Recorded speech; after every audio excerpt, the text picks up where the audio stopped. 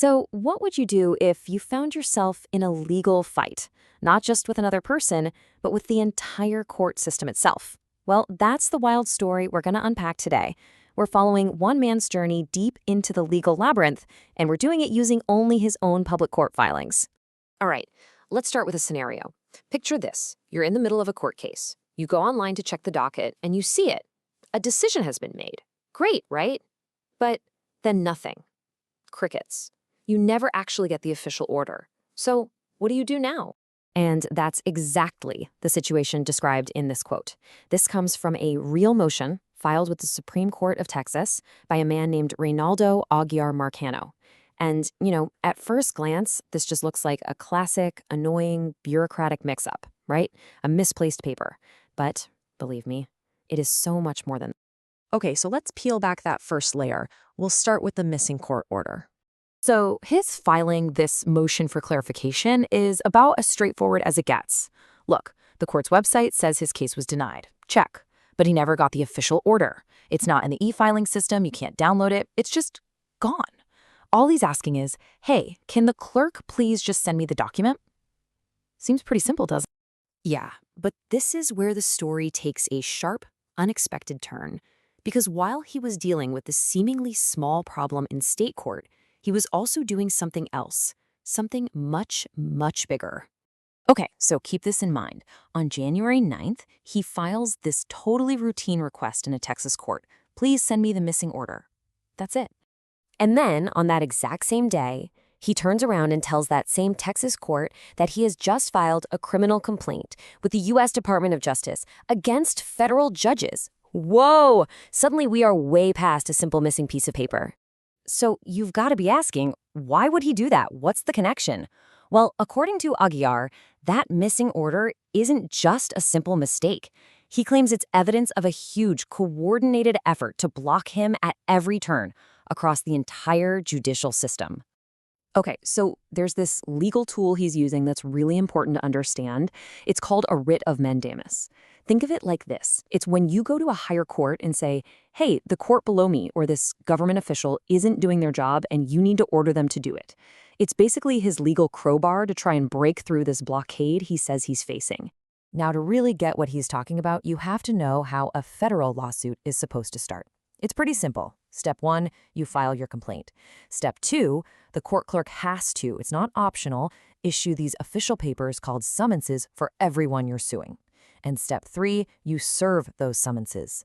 Without those summonses from the clerk, your case is dead in the water. It can't even begin. And according to Aguiar, that's the trap. That's the catch-22 he's stuck in. This quote is from one of his filings, and it says it all. The rules say he has to serve summonses, but he claims the courts are flat out refusing to issue them. He's facing dismissal because he can't do the one thing the court itself is preventing him from doing. It's just a legally and logically impossible situation. And here is Exhibit A for his argument. This is a real order from a federal judge. And it doesn't just deny his request for summonses. Look at this. The judge orders his entire complaint to be struck from the record. Struck. That means his lawsuit wasn't just dismissed. It's like it never even existed. It's just erased. Which, of course, brings us to the big question, right? Why? Why would judges, both state and federal, allegedly be doing this? What could possibly be the motive for this kind of stonewalling? Well, in his complaint to the Department of Justice, he lays out his theory. He says it's all retaliation for his work as a federal whistleblower for the IRS. And the claims he makes are, well, they're staggering.